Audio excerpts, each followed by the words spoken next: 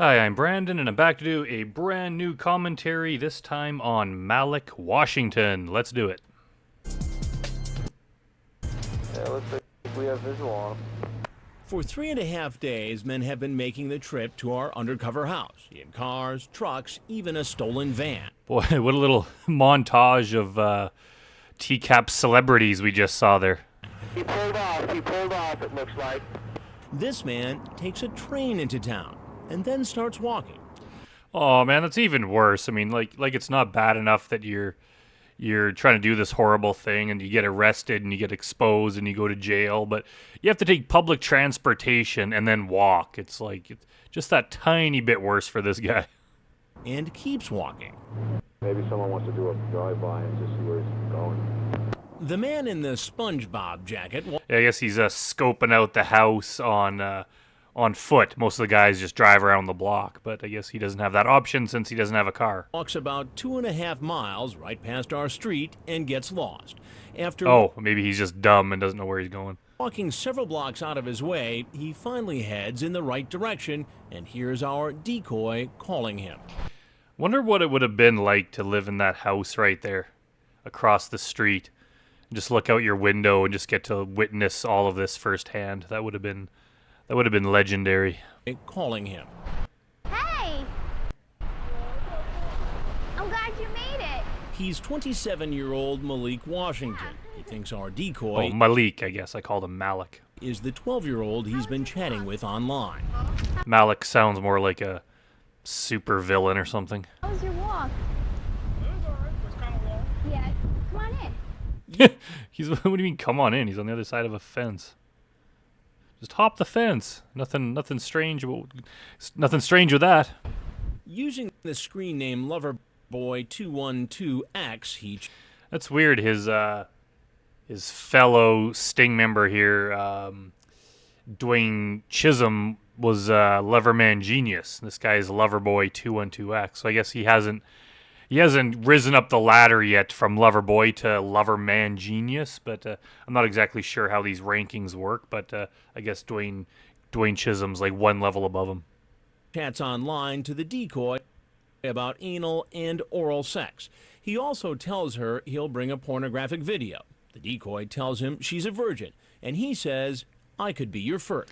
So I guess this was back in the day where it was maybe easier and more common to have things on an actual like video rather than just online, which is weird because other guys sent online stuff. Like this wasn't the 90s, so I don't know. Yeah, I don't know why.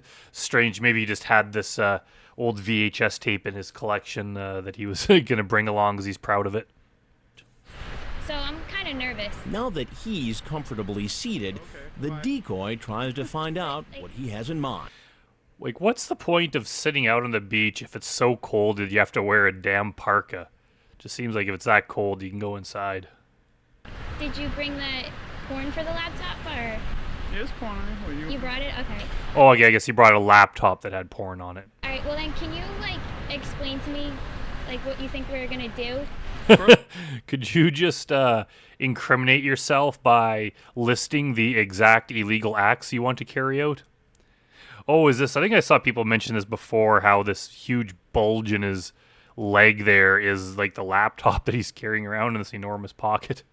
I was going to get to know you. I wasn't in a rush to have sex yet.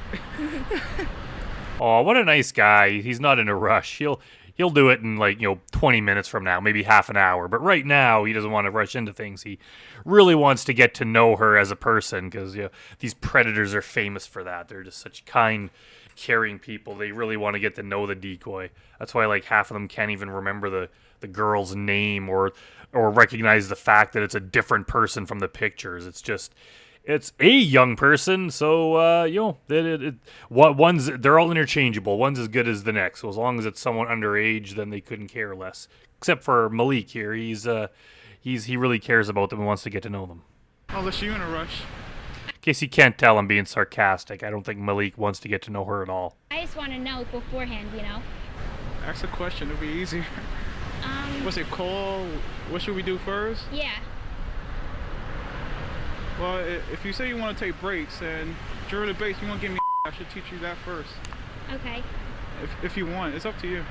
not a It's why do these guys always say that? It's up to you. Like it's a lot of pressure to be putting on what you think is a teenage girl. It's all up to you. Whatever you want to do, you can stop it. It's like, no, dude, it's your job to not do this in the first place. You can't like push them and egg them on into setting up this kind of thing, talk about all the sexual stuff you want to do and all the porn you want to show her, and then come and say, hey, it's all up to you. We'll do whatever you want. Like, this would be, if this was real, thank God it's not, but if it was real, this would be a very high-pressure situation for her to be with just some guy they met that same day. Like, even as an adult, going on a blind date, meeting someone for the first time, there's a lot of pressure there, even like as a guy, just meeting a woman for the first time, right? There's a lot of nervousness involved. From the woman's point of view or the girl's point of view, there's just that added extra layer of danger because you don't know if this guy's a psychopath, you don't know if he's violent.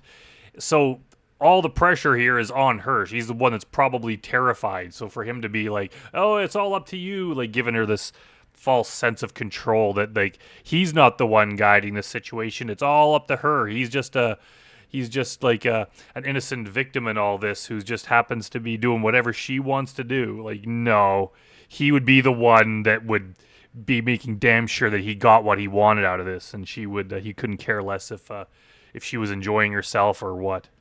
chance. Listen to how quickly Loverboy changes his story when I'm the one sitting across from him. Yeah. How you doing? Hello. You all right? Yeah, I'm alright. What's going on? I'm good. You're good? Uh-huh. What were you planning on doing this evening? In fact, it looks funny with Chris sitting there just because he's so tall. You see his legs there. That'd be so uncomfortable to get in and out of that chair. Oh, nothing much, just hang out. And how old are you? Me, I'm 17. What year were you born? Well, this year, minus 17, obviously. 85, I think. 85. 85, I think. Somewhere in the mid-80s. I don't know, 84, 86, around that general area. 85? He's really born in 1980. That makes him 27. I already know. You liar, Malik. Okay. I already know a lot of stuff, actually. Because I didn't want her to get in trouble, that's why. You didn't want to get hurt. Well, obviously. What kind of excuse is that? I didn't want to get in trouble. Yeah, obviously. Obviously, when you're committing a crime, the criminals don't want to get in trouble. We know that. That's why we have police and guys like Chris Hansen to bust these guys, because they don't want to get caught. So we have to catch them against their wishes. What about getting you in trouble? Oh, that too. That too. Oh, he said he didn't want to get her in trouble. Is that what he said? I'm going to back it up. What about getting you in trouble? Oh, sorry, here, and back it up a little. 27. I already know. Oh, okay. I already know a lot of stuff, actually. Because I didn't want her to get in trouble, that's why. You didn't Oh, he didn't want to get her in trouble? Or did he say, I didn't want to get in trouble? want to get her in trouble. What about getting you in trouble? Oh, that too. That too. Yeah, another guy trying to pretend, the whole Lauren thing. I didn't want to get her to get in trouble from her parents. He couldn't care. As long as he didn't get caught, her getting in trouble from her parents or from anyone else would be the last thing on his mind. If any of these guys were able to get in there, do what they wanted to do, and bounce, and never be seen again, and no one ever found out, it wouldn't even cross their mind whether or not the girl was going to get in trouble. The only reason they might be concerned about her getting in trouble is her parents might put a stop to this whole thing, take her computer away or somehow make it that she's unable to continue having a conversation with them. They're not there to care about the decoy. Shut up. You knew this girl was how old? I think 12 or 13. 12. Man, it's just, whenever it's 12, it's just that little bit worse. This guy's just trying to pretend like he's, just such a good, caring guy who cares about the person, and then, he's trying to do this with a 12-year-old. You think it was okay to visit a 12-year-old girl at your age? First of all, I like to travel, and then... What? You like to travel? That's your excuse? Wow, never heard that one before. You are off the hook, sir. As long as you enjoy traveling, well, sure, hop on a bus and head on down here, and then walk around the block a bunch of times, and you can do whatever you want with a girl of any age because you just love to travel, and we're trying to encourage that thing as a society. Shut the hell up. I like to travel. I like to travel, plus she wants to hang out, so I don't mind. I wasn't planning on doing anything with her. You say things online like, and I'm going to give you anal. Yeah, how could you say that and then come over and claim that you're not going to do anything? And even if that's true, which it's not, why would you even say that to a 12-year-old? Like, why would you even lead the conversation down that path? Why would you even reach out to them to begin with? Like, normal adults just don't chat with minors online. Like, as soon as you do, regardless of what you're talking about, it's very, very eyebrow raising. Unless it's like a family member or someone you have like a reason to talk to. But if you're just talking to someone that you reached out to, that you chose to talk with, and their parents don't know about it, it just seems like you're up to something. Like, no matter what you're doing, no matter what you're talking about, people will see it as some kind of grooming. Especially if you're leading it towards like, hey, we should hang out and meet up sometime. And especially if you start talking about graphic sexual stuff. Like, we all know it. This is like, we're all TCAP fans because we know this. But, like, does it really have to be pointed out to these guys? Like, obviously they're just trying to defend themselves and claim they weren't doing anything. But they have to know, like, that this is wrong on every conceivable level. Because you got a nice ass. Those are your words, right? You ask her, when are you ready for me to pop that cherry? I assume that means taking her virginity. You assume correctly there, Chris. Alright. Yeah, I think this guy's starting to realize, like, oh shit, he's got the chat log, and yeah, that stuff I said really kind of negates my bullshit excuses here. Alright, so you asked me all these questions. Who are you? I'll get to that in a minute. Oh, you gonna arrest me because... Oh, he's not, but someone will. But really, to tell you the truth, I was not gonna do anything with her. Like, You sat out here for a good 10 minutes, and you had the opportunity to... Yeah, he sat out there for 10 minutes, but we only had like a minute or a minute and a half worth of video. I would have loved to see that entire 10 minutes. tell her face to face that you really didn't want to do anything. And that's not what you said, is it, Malik? Yes, I did. I No, said... you didn't. You said we can start first Yeah, we just watched this, Malik. Don't try to say you didn't say what you just said. by talking before we have sex. No, And you told her that you brought the porn. Cause like I ain't came out here to rape her, kill her, or anything. I'm not a bad person. Well, What? Well, yeah, maybe you didn't come out there to kill her. I believe that. Like, probably, probably not. But as to, R-word her, well, that's the reason that they call it statutory, because maybe you wouldn't have technically, like, held her down and forced her, but you being an adult and she being 12, no matter how you do it or why you do it or what you do, it's called statutory. You go to prison for that because the girl can't consent. No child of that age can consent with a guy of this age or any age above 18. That's like, what was he trying to defend himself? Like, I'm a good guy. What have you ever done, Malik, that makes you a good guy? Good guys don't do this kind of thing with a girl of that age. Is he trying to say, like, other than this, I'm a good guy? Or does he just think that there's nothing wrong with what he was doing here? you know what? But having sex with a 12-year-old, even if she says yes, is considered rape because a 12-year-old, by the law, cannot consent to having sex. Do you get that? Oh, I didn't know that. You didn't know that. What? How could you not know that? Everyone knows that. He's such a liar. Consent to having sex. Do you get that? Oh, I didn't know that. You didn't know that. You ever watch... Reminds me of that episode of The Fresh Prince of Bel-Air when Will and Carlton found out that Hillary had, like, dropped out of school and she didn't want her parents to know, so they were, like, blackmailing her to, like, clean their room and do all the stuff around the house for them in exchange for them not ratting her out. And then finally when they both get caught for blackmailing her, and then Will's aunt's like, "We do not blackmail other members of this family." And Will's like, "Oh, I'm sorry, I didn't know that." It's like that's such a bad excuse. Like, how could you not know that doing something horrible is wrong? TV? Sometimes barely. You ever hear about that show, To Catch a Predator? Well, I wasn't trying to be a predator, but That's not what you're... You don't have to put much effort into being a predator.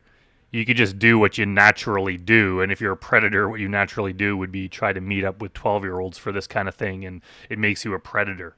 It doesn't matter what your intention was. If your intention isn't to be a robber, but you rob a convenience store, you're a robber. It doesn't matter if you wanted to be one or you want to be known as one or not. Transcript would support.